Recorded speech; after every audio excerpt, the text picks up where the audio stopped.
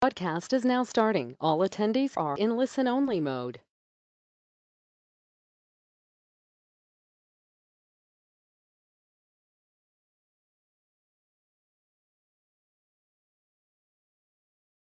Hello, everyone. My name is Emily Gartenberg, and I'm with the Center for Best Practices here at Share Our Strength.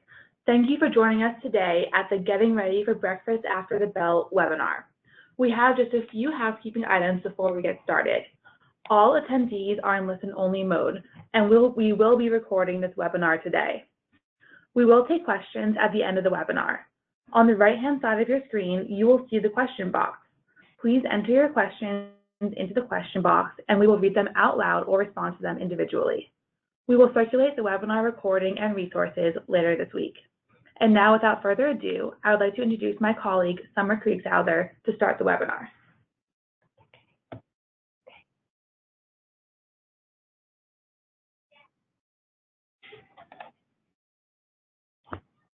Hi, everyone. This is Summer Kriegshauser. Hopefully you all can hear me okay. I just want to make sure our audio and video are working properly before we officially begin. So thank you for all being here.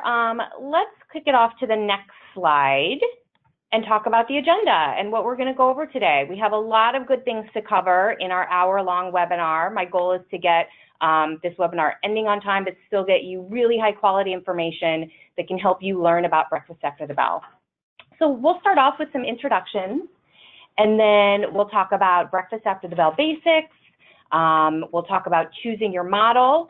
We'll talk about getting your team together, what stakeholders are essential for building a school breakfast team and getting an implementation plan together. Then we'll go over the implementation timeline and talk about what is important to think about when thinking through sort of how to get to launch. And then we will talk about how to maintain a successful Breakfast After the Bell program. Breakfast After the Bell certainly continues to go on after launch, and so maintenance is also a very important part of Breakfast After the Bell. And then we'll end it with some Q&A. So hopefully throughout the webinar, some good questions will come your way. And like Emily said earlier on, feel free to send those questions over in the chat box. So with that, let's kick it off to one of our poll questions. Our first poll is going to help us on the line understand who is attending this webinar. So the poll should say, what is your role? Are you school nutrition staff? Are you a principal? Are you district staff? We'd love to know. We're going to let this poll go for about 20 more seconds, and then we're going to close it off and see who's on the line.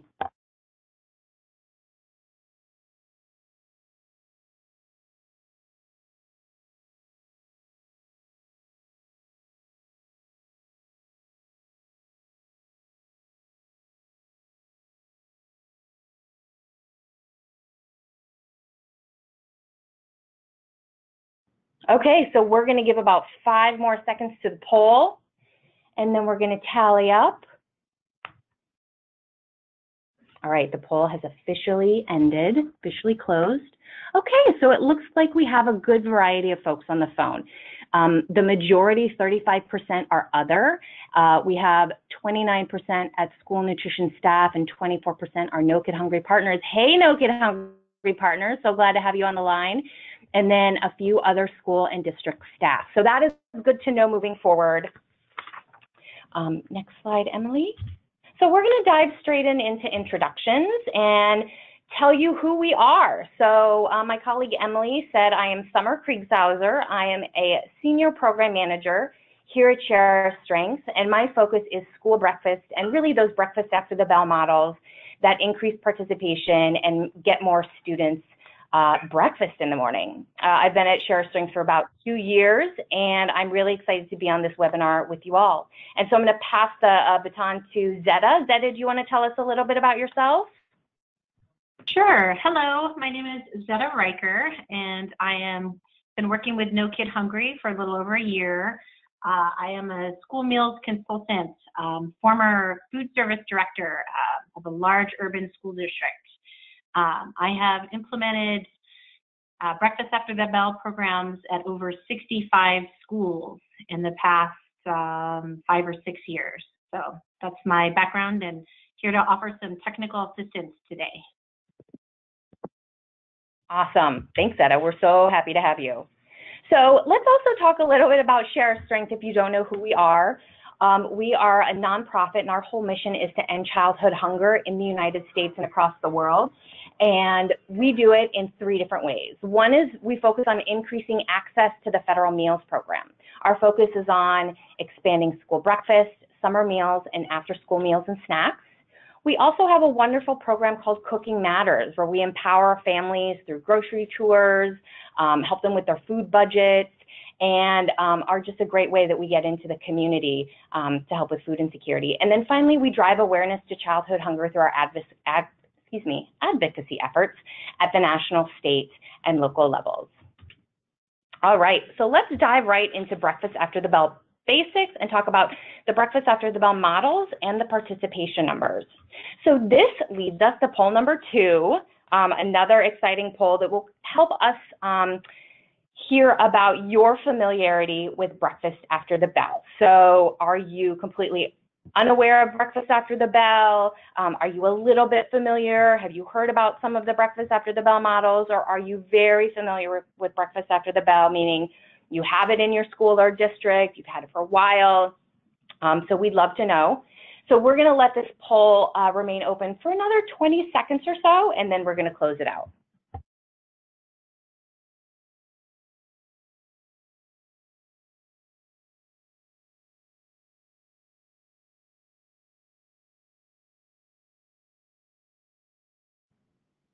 Great. So in about 5 seconds, we're going to close the poll. So be sure to enter your information.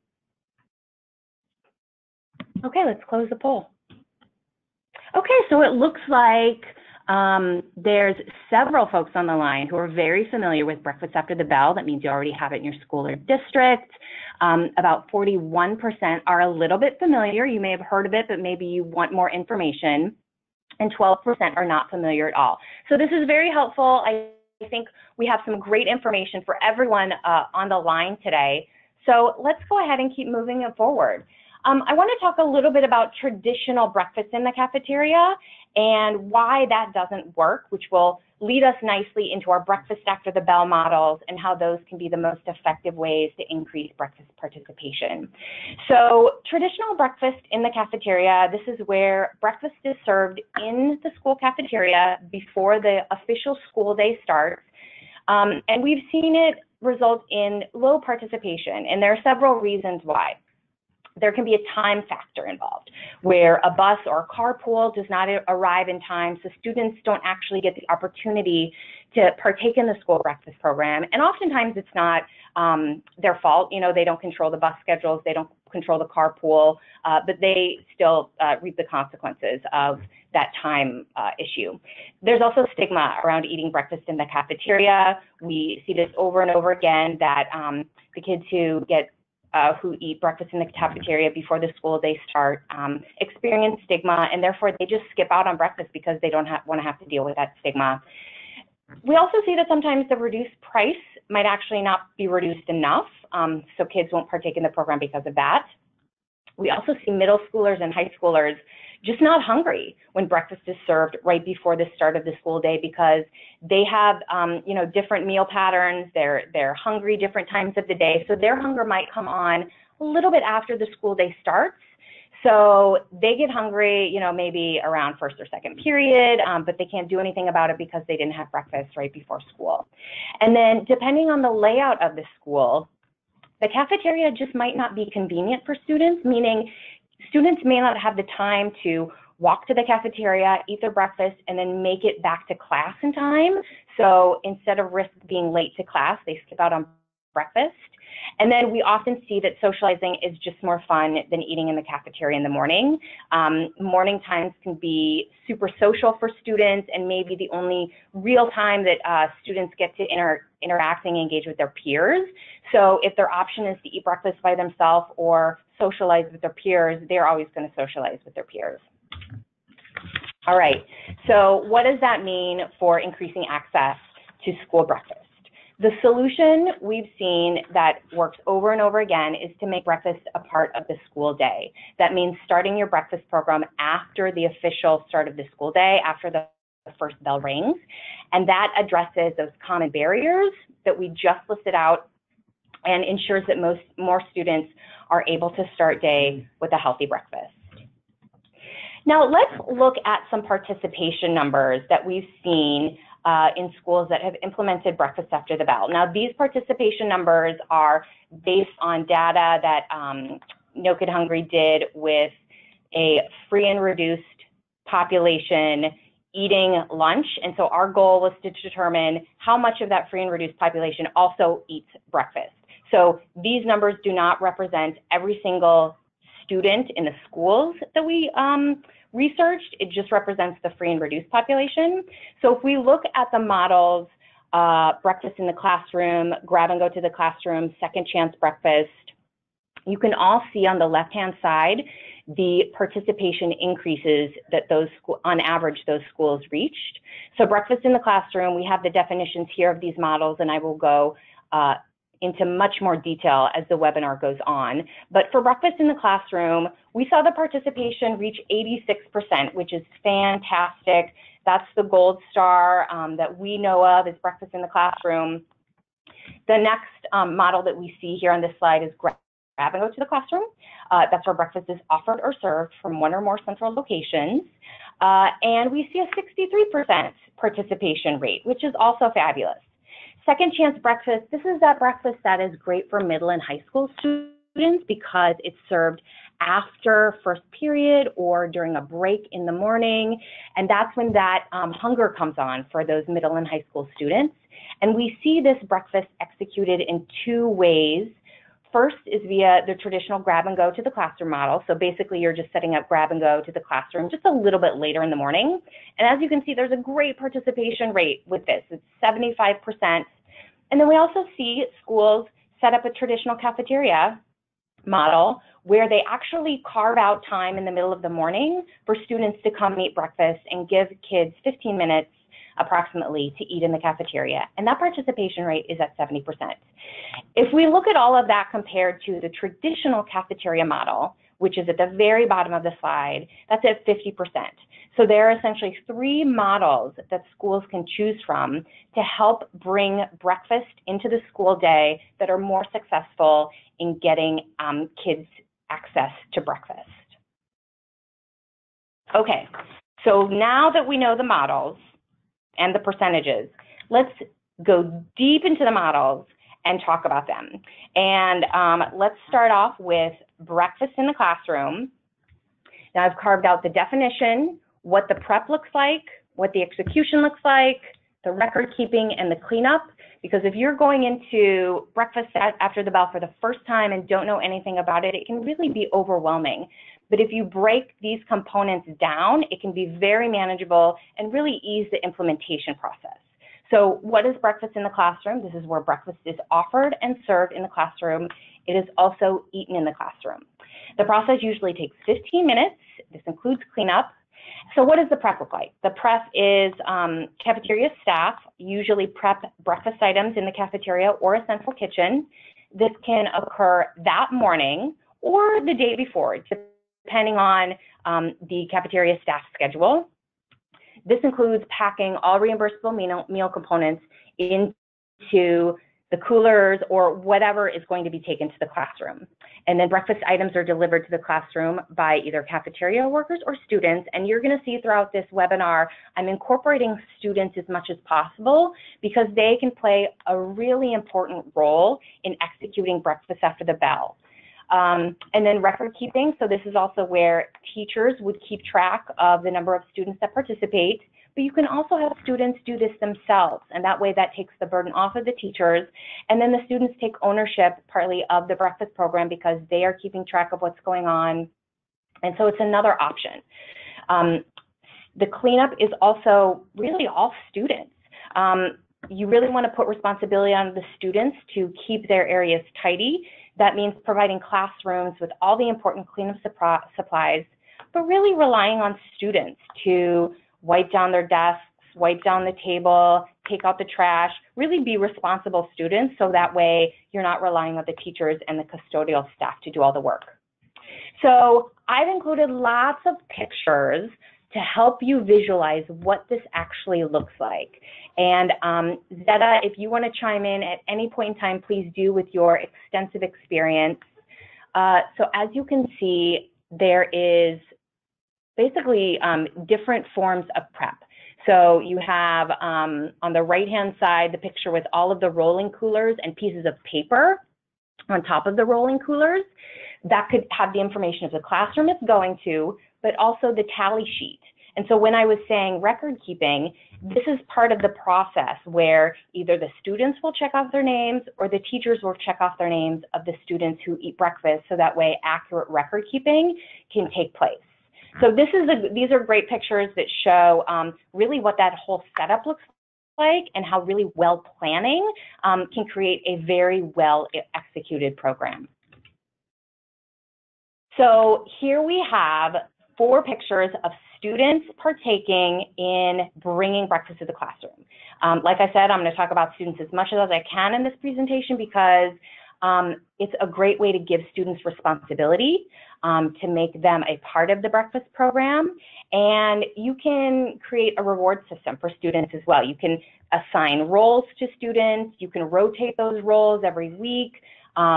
You can see as the woman the girl with holding the milk, she has a sash on that says the safety patrol. So she is patrolling the hallways, but also making sure the milk gets to where it needs to be.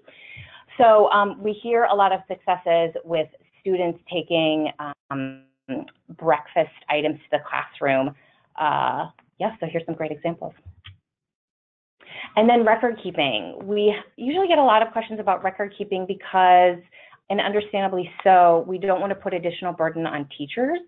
So like I said, students can take the opportunity to check their own names off of a tally sheet. And then once that sheet is complete with all the students who eat, that tally sheet then goes back into the equipment, those either rolling coolers or crates that you know are going to go back to the cafeteria.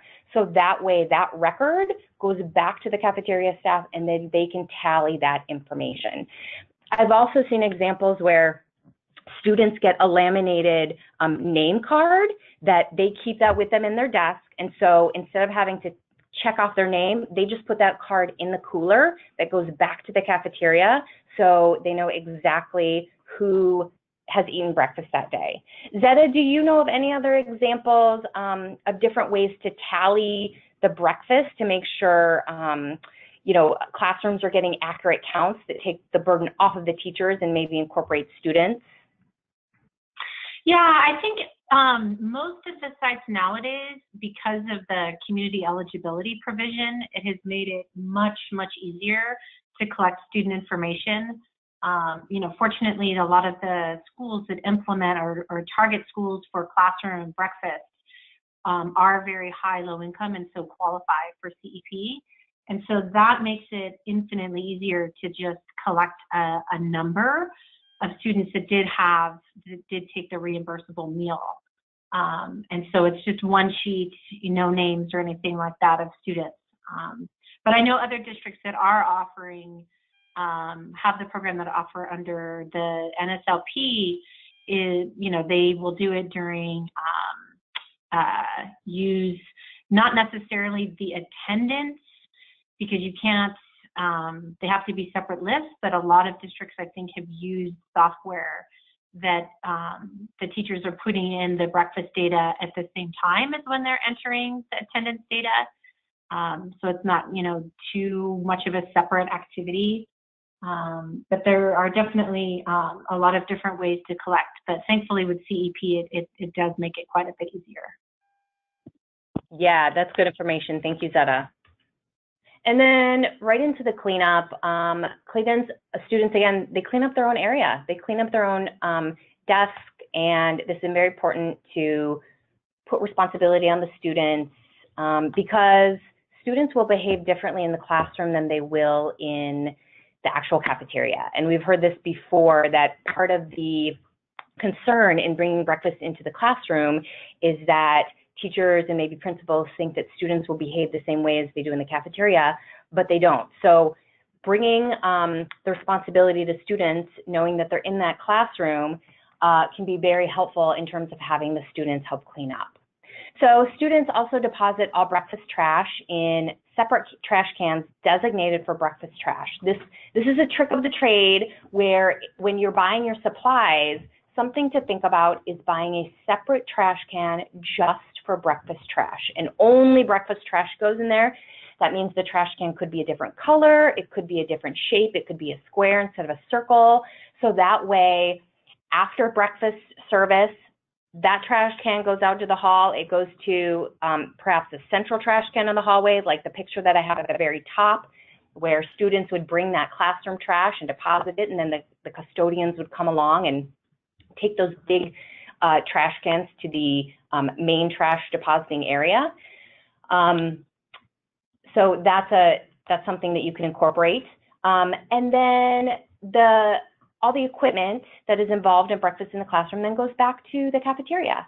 And so this means, as you can see the middle picture, you have coolers that are waiting to be brought back to the cafeteria. This probably means cafeteria workers are going to bring them back, but you can also have the students. So like I showed in this picture in this bottom photograph, this girl is taking back all of the equipment. And again, these positions are rotated, so a student doesn't have to do this all year. You know, you rotate them weekly or something along those lines so that each student gets a turn and no one is having to do more with the breakfast service than any other student. Okay, so let's dive into common concerns. I'll also add, Summer. So for those of you that are working with districts that are working to address or moving towards zero waste goals, where you're having to sort your waste between compost, recycling, and landfill. I know a lot of districts in California are moving that way, and I'm hearing more and more across the nation. But it is possible to do that in the Breakfast in the Classroom programs. And I would also echo to build off Summer's slide in that you'll really want to make sure that you reach out to your custodial team and partner as soon as possible to get their input in the design and the choosing of the different pieces of the materials, and have them really be key partners. That's a key element to success. Fabulous. Thank you, Zeta. All right, let's talk about the common concerns. I say common because these are the concerns that we hear most often, but these are also the concerns that can be easily remedied.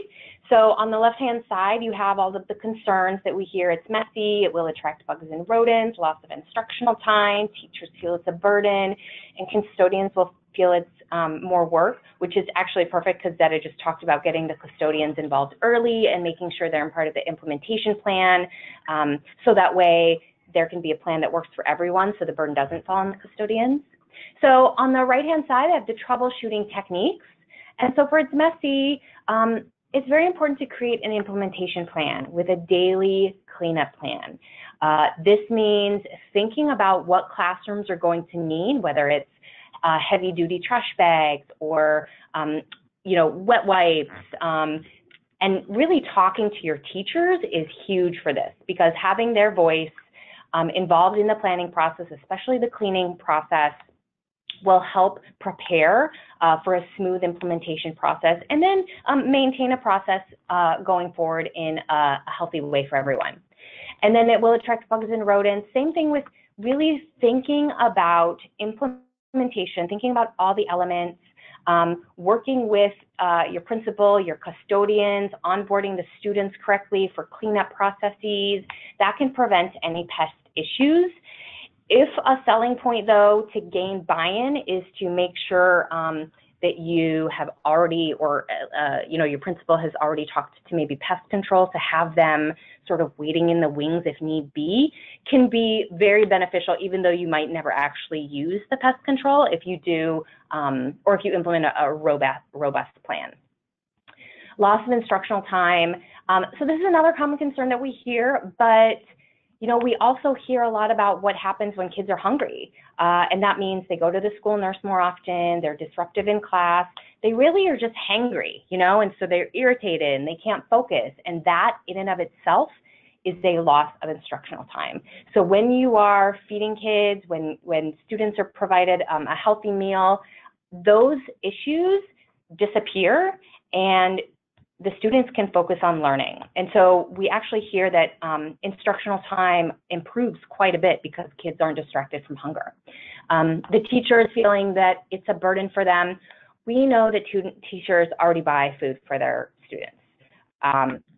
Providing breakfast in the classroom eliminates that burden completely. Teachers won't have to keep food in their desks. They won't have to spend their own money. And so, again, I keep driving the point home of a robust implementation plan, but really being able to bring your stakeholders together, and we'll talk about this a little bit later in the webinar, bringing your stakeholders together to devise an implementation plan will deal with all of these issues.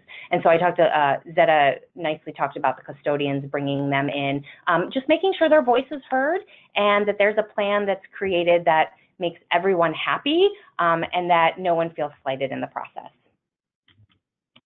All right. So let's dive into grab and go to the classroom. So I talked a little bit about this in the previous slide. So this is where you have carts or kiosks with the breakfast items. They're placed in high traffic areas. Students grab their breakfast on the way to the classroom and they eat in the classroom. You can also implement this via quick cafeteria line. So if you don't necessarily have the funds to maybe purchase a cart to start up that program, there are a couple of ways you can do this. You can do the quick cafeteria line where you just get everything set up. Students go in and out of that cafeteria. They grab their items. They go straight to the classroom and eat. You can also set up a really simple structure where you have card tables, you have carts or boxes that are able to hold the reimbursable breakfast components, and you onboard your students, and so they know that when they come through that line, even though it's not a fancy cart, they still have the breakfast items available. They take what they need, and then they go straight to the classroom. And once you start doing that and you build up participation, that means your revenue is going to increase, and then you can possibly use that revenue to buy a cart and increase the access points where students can get breakfast. So prep is sort of similar to breakfast in the classroom. You know, cafeteria staff are prepping either in the cafeteria or the central kitchen. They can prep the day before if that works with their schedule. They can also prep that morning. Sometimes we see with grab and go, all reimbursable meal components are put into one sort of bag where students can just pick up the whole bag and go to class. That depends, you know, what you feel like your students would be okay with. Certainly in high school with offer versus serve, that's probably not going to fly. So you want to have an assortment of items for students to choose from. But students always eat in the classroom. And then record keeping, now this is different from breakfast in the classroom. You're going to need a point of sale system. And Zeta will talk a little bit about this in the coming slides, but this is very important to be able to track student participation. Otherwise, it can be a little bit difficult to make sure everyone is being accounted for. And then cleanup is very similar to breakfast in the classroom because students are eating in the classroom. So making sure the students know that it's their responsibility to clean up their area and keep the breakfast program moving. So I have a bunch of good pictures, a few slides of pictures because I think pictures speak 1,000 words. So as you can see, there's a bunch of different options. The two pictures on the ends are carts, and you can fill those to the brim with whatever items, you know, your students need, those reimbursable components. And then that middle picture is a quick cafeteria line. And as you can see, all of the items are readily available. Students can just go through, pick what they need, pick those reimbursable components, and head straight off to class. Here are some more examples. So on the left-hand side, on the top, we have the quick cafeteria line. And I love this picture because it says the breakfast time. It has a little sign there, but it also has the hot sauce out because we're hearing more and more that high school students love spicy stuff. And so even in breakfast, this particular high school is providing hot sauce. So I really appreciate that. And then we have a Fuel Up to Play 60 cart. And then on the right-hand side of the slide, I included more pictures from students because that is a great way to just add to your program, add capacity, and give leadership roles to students. Okay, so what does execution look like? Looks like this. So here are several examples of grab and go to the classroom in action. On the left, we have the cruising kitchen. And in that middle picture, as you can see, it looks like there is a hot breakfast item, which we see is very popular all over the country, no matter where you're out. Kids love hot breakfast. And then on the right-hand side, this is more of a table setup, like I was talking about, where they don't necessarily have a fancy grab and go cart, but they have a table there, they have the bag breakfast ready to go. I don't know if you can see behind one of the girls, it looks like there's a tray of apples there. So there's so many different options with grab and go to the classroom. You really just need to figure out what works for your school. And then here's more execution, more carts, more quick cafeteria lines. And when I say quick cafeteria line, I really mean quick cafeteria line, where the students are in and out. There's not a lot of dawdling. That means you have to have POS systems that work, and that also means that you have to have, cashiers on the ready, because these lines can move pretty quickly, and especially if you have a lot of students that need to go through the line, you want to make sure it's as efficient as possible. Zeta, I'm going to pass this on to you because I know this is a picture that you took, and we get questions a lot about point of sale systems and how they can help in preventing like double breakfast, especially when you have a school that might have multiple grab and go carts in multiple locations. So passing that along to you to give your expertise on POS systems. Sure. So with grab and go, I think to kind of help get your mind around the model, you can kind of think of it as you can pull two different levers when you transition away from the cafeteria model. You can pull the lever of changing the time, right? So adding a serving period in between first and second. And then the other is location. So you can move away from the cafeteria and add a cart or several carts across the campuses. So time and location are the two levers. Now, depending upon what you decide to do, most likely 90% of the time you will need to use a point of sale. And that is because you don't want to you need to be able to show that you're not serving double meals, and that if you have multiple points across campus, even if it's all at the same time, you could have students going to the same line more than once. So even under CEP, you'll need to make sure that if you have two serving periods, or if you have more than one location, that you'll be able to track the double meals. There are several ways to do this. The picture that I have here on the slide actually is showing one point of sale with two pin pads. This is an ideal staffing setup in that you have one staff person that's basically running two lines. Those of you that are school food, nutrition, service employees know it takes someone who is very competent and comfortable interacting with students, and that is very comfortable with the technology and can function very quickly to enable the line and the students to flow. Because all it really takes is one or two students to either forget their pin or something, stalls and everything gets backed up, students start walking away. So for this model, you really want to make sure that your staff is really trained properly and, has support during the first few go live days. Of course, you don't have to do two pin pads on each side. You can just do one, but, then you're not serving as many students at one point. Some other options that are not shown are to have a tablet, not a full-blown laptop computer. There's a lot of tablet options that are available. There are also a lot of vendors around that will provide hardware that can clamp onto a grab-and-go cart and hold a tablet. So the staff don't have to be looking down. They can actually be looking up, which is much better customer service all around. So there's a lot of different options depending upon what your equipment needs are. That's great, Zeta. Thank you for that. That's some good advice there. Okay, let's go to cleanup. And cleanup is very similar, again, because we're giving responsibility to the students. This also means, though, any specific equipment needs to be taken back to the cafeteria. So that's something which is similar to breakfast in the classroom, in all honesty. And again, I mean, really, this is the same as breakfast in the classroom. Zeta, do you have anything else to add for cleanup? No, I think for grab and go, specifically for cleanup, one area that often gets forgotten is to have an area where you can have students leave share table items. So any unwanted items that were taken that were unopened or uneaten that they want to share later, to have near the carts, so you don't have them kind of left, thrown away or put, just not disposed of properly.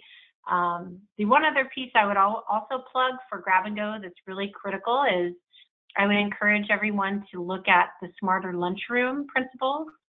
And those tend to be very specific to lunch, but those principles around marketing and the placement of the items and the look and feel and the flow of the cart is very important, and employing a lot of the Smarter Lunchroom principles will really help to make sure that you're having the most successful cart and program as possible, especially if you're marketing to high school students where you're competing with some pretty intense competitive foods. So there's some really great ways that you can make the cart look really professional and appealing and grab the attention of the students. Yeah, and I would also add there might be hallway trash, and so onboarding of students, so they are familiar with the process, they know what to do for grab and go, but if there is a spill in the hallway, they need to know to notify someone immediately. So adding those kind of cleanup protocols to the process can also be helpful in making sure hallways and classrooms stay clean. All right. So let's quickly go through the common concerns. We hear that the prepackaged food is unhealthy. So a big part of this is really educating the stakeholders about how robust the USDA breakfast regulations are. Of course, meals can vary widely across the country, but after the Healthy Hunger Free Kids Act was passed in 2010, we've seen really healthy meals come out from that bill. So educating stakeholders, and encouraging principals and teachers to eat school breakfast so they know firsthand that the breakfast that is being served in the school is not the same as when they were growing up, because the regulations are completely different. We've come very far in terms of what vendors are putting out there these days. So that's something to keep in mind, that there will be trash in the hallway. So like I just mentioned, creating a really detailed and robust protocol for any trash in the hallways, any spills, so that way when that happens, people know what to do and no trash is left unattended. Resistance to letting students eat in the classroom.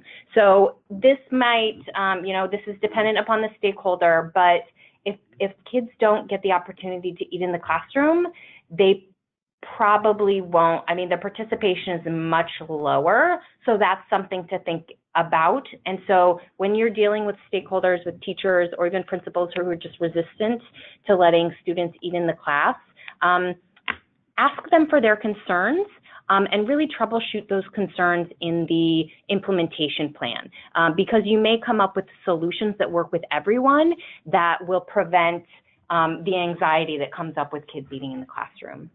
And then any additional equipment that is needed. So like I was saying, some schools have the budget, or the districts have the budget to buy a grab and go cart, but some don't, and that's completely fine. You can start with a quick cafeteria line, or like we saw, just use boxes and crates and offer the food that way.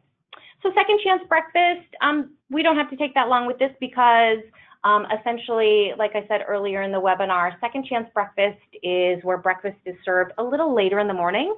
Oftentimes we see it served between first and second periods or during a mid-morning break, and it's served either via grab and go to the classroom or that traditional model where kids are actually allowed to eat in the class, or excuse me, in the cafeteria, and given about 15 minutes to eat.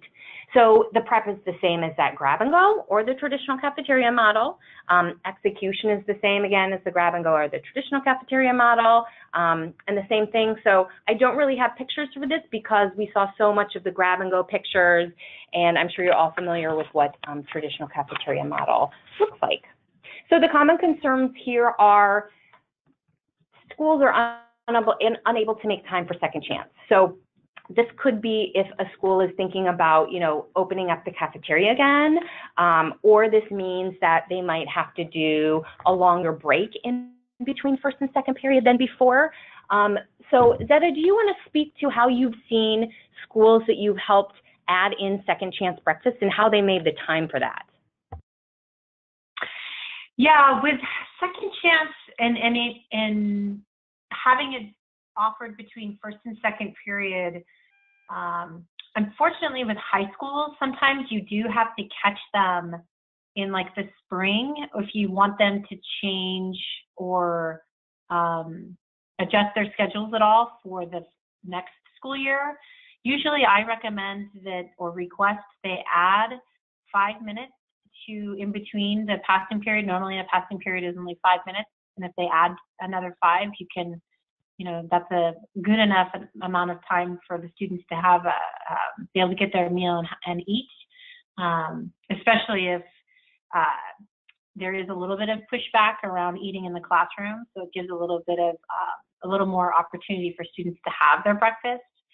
But yeah, just getting in as early as you can and really talking through what are the creative ways that they can structure the time period to really incorporate that time and really expressing the value and the impact of, they're going to prioritize this passing period time, but they're going to ensure that their students have the nutrition that they need. Great.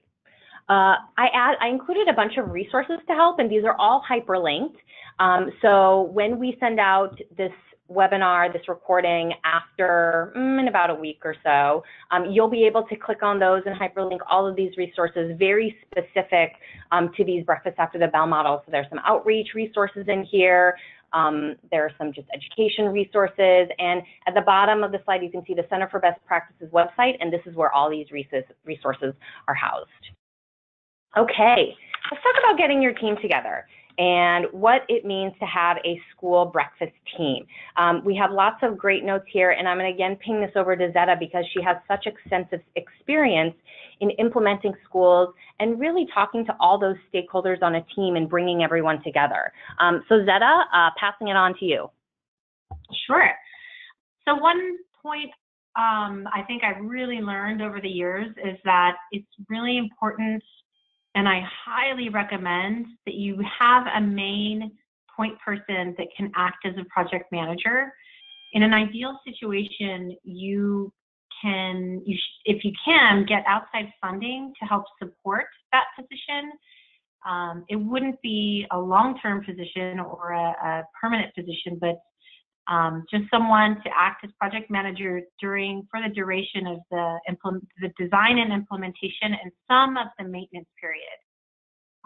Some schools I've seen have tapped an existing staff person, such as an area supervisor or a coordinator, a wellness coordinator, or something like that. But that person's daily responsibilities need to be reassigned or reallocated while they are acting as project manager for this position. And if you do hire someone from outside, just really making sure that they can, create partnerships and have positive working relationships across multiple sectors, from custodians to the superintendents to principals and all of those audiences. So that's a key part. Another area I would say is to, make sure that you have someone that can carry the vision. And a lot of times, it's wonderful to have that person in the nutrition services department, but it's also ideal to have a champion outside. So ideally, of course, your superintendent to be able to really, put a stake in the sand and say, hey, this is really critical for our community and it's important. and this is where we're going to go, is really just is huge if you can get it. If that's not possible, even just someone senior in the school district that can kind of provide an umbrella for nutrition services to be able to operate and provide shelter when those criticisms and roadblocks do come up. And yeah, again, just having, it sounds really simple, but just having a really positive attitude as well. And, just saying, we can get this done. It does work in other districts. It works successfully in other districts. Yes, there's going to be challenges in your district when you start, and it's hard to imagine for a lot of staff, but, just really sticking to it, making sure you're listening to your partners, and making sure that you're paying attention to the details of their concerns and understand where they're coming from is key. And then I guess finally, just really keeping it student-centered. Why are you doing this work? If it's the students, and pulling together the different pieces that and all the different departments and elements that need to come together to support the student experience and ensuring that they can have the nutrition that they need to be successful. So yeah, that's my 2 cents on that. Yeah, all that information is fantastic. I put in there in the bottom of the slide to meet regularly. Schedules are so busy, but if you have the opportunity to meet a few times before implementation with those stakeholders that you've been able to really get on board, and they're lending their voice to this process, I mean, that's ideal if you can have them meet regularly. If not, you get what you get what's available. And then after implementation, you still meet up with those stakeholders, because you want to sort of take the temperature, so to speak, and see how things are going. And it's very common to have tweaks, after launch, because even though you might do the best planning job possible, there are things that are going to come up that you don't necessarily think about, or just things might come out of left field. And so being able to still touch base with those stakeholders to help troubleshoot and address those issues is also really valuable. So I'm going to skip over those resources, and let's go straight into the implementation timeline. I'm also going to have Zeta talk a little bit about this, because she just has so much experience in helping schools implement and really thinking through that implementation timeline. So passing it off to you, Zeta. Yeah, thanks.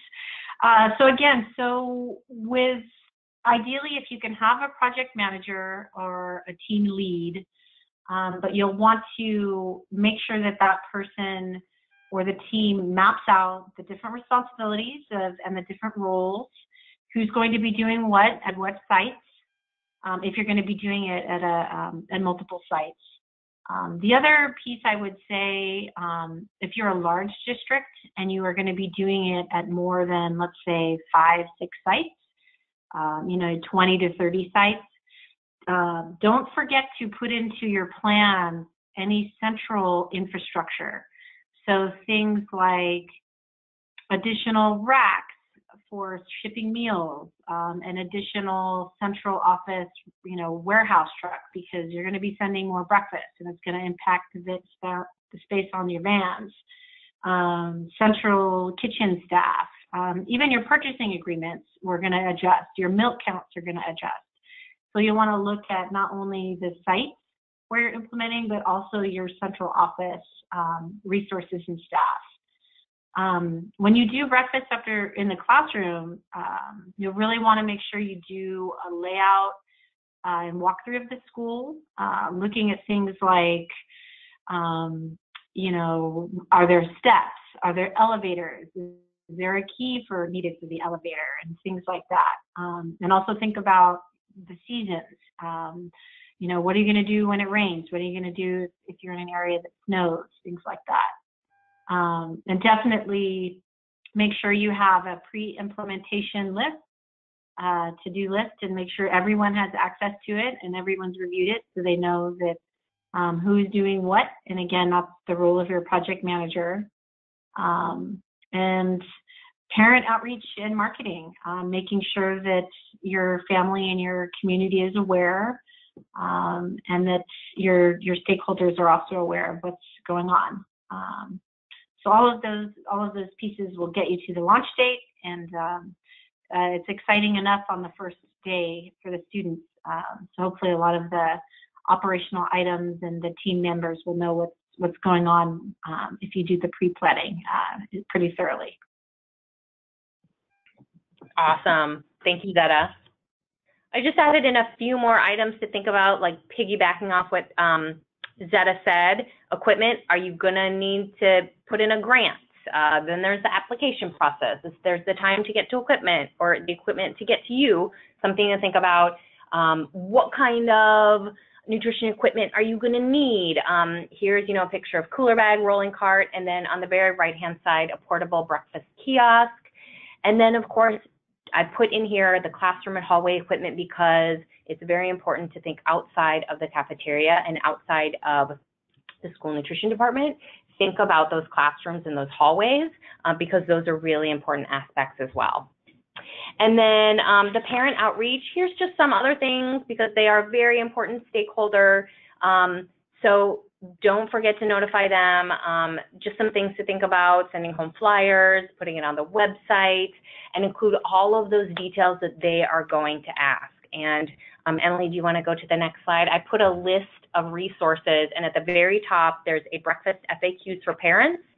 These, this is customizable English and Spanish, and this is a resource that has all of those most common questions that we've heard over and over again from parents about the Breakfast After the Bell program. We provide that baseline information, and then you can go in and tailor it to add in your school's logo, your specific breakfast times to really make it your own.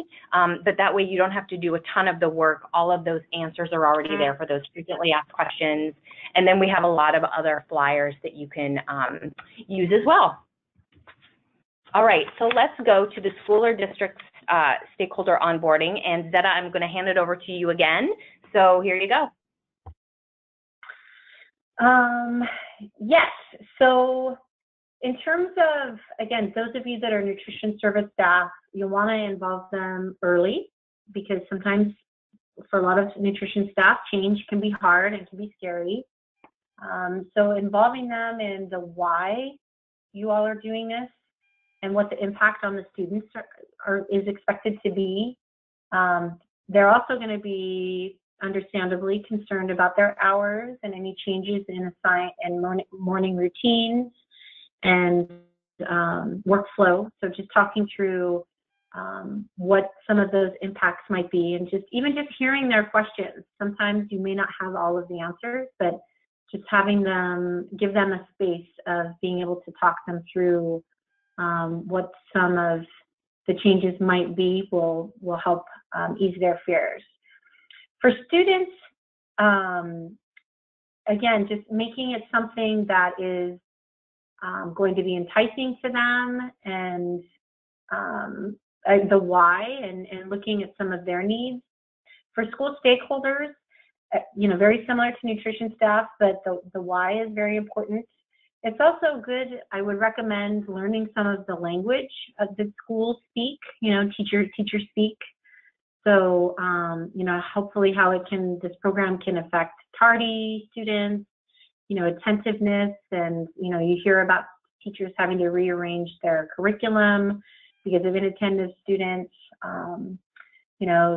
Schools get funding based on how many, students attend every day. So attendance is huge. So helping students attend school more often. So, it's learning a lot of those, a lot of that language can help make the case and make the project easier to implement. Great, thank you, Zetta. And so just one final thought about the launch date, things to consider. We talked about a bunch of things so far. So when you're doing this, just remember all of those logistics, so many things that need to happen. And like Zetta said, having a pre-implementation list is super helpful. We actually have resources on that, and having a project manager also can be a game changer. Think about your equipment procurement, any new menu items that you might have. And then again, all of that stakeholder notification and onboarding. So very important. It might seem overwhelming, but all of this is possible. You just have to do a lot of planning and give yourself enough time to plan that you're not in the lurch. All right, so finally, let's just talk about maintenance, because we don't want to forget about the period after launch. So much time and energy is devoted to preparing for that launch and really thinking through what you're going to need. Once that launch happens, it's very important to think about several other things, and I'm actually going to have Zeta explain this as well because she knows this so well. So passing this along. Yes. Okay. So maintenance. Maintenance is another important element, is making sure that you're evaluating your program. So looking at qualitative and quantitative numbers, and then definitely assessing or tweaking the program as it goes. I think if you find yourself that you're not making little changes or even big changes, then you're probably not looking closely enough, because it does, what you plan in the office is often very different to how things actually end up going when they're out in the field. And again, this is where a lot of times you can get funding to help with the evaluation. Public health departments and universities are also really great for this.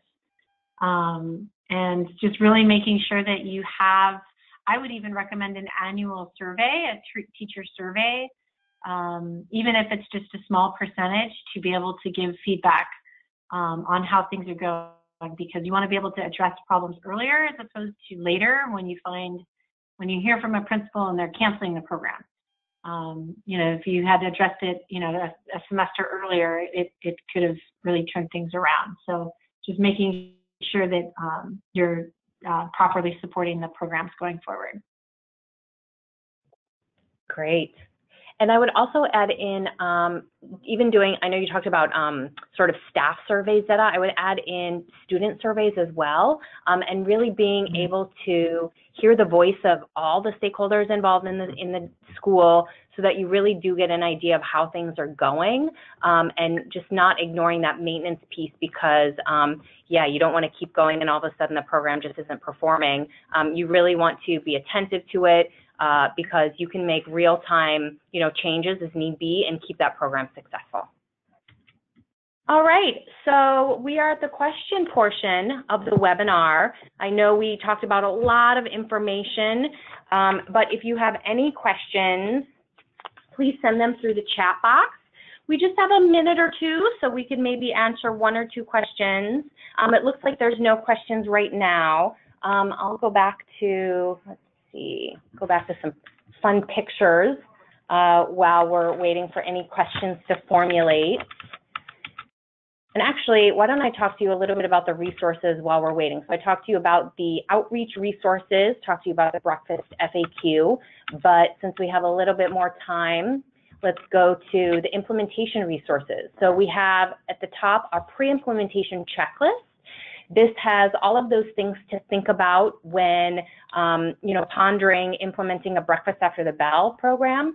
This is geared towards school nutrition staff, school nutrition directors and cafeteria staff, but it also has an actual checklist in here, so that can be very helpful. We also have rollout timelines. We have a breakfast in the classroom and a grab and go to the classroom rollout timeline that give step-by-step instructions of what each school stakeholder can do to get ready for breakfast after the bell. We have long-term tasks that school stakeholders can do and short-term tasks counting down from 8 weeks until launch. So those can be very, very, very valuable in helping you think through getting ready to launch.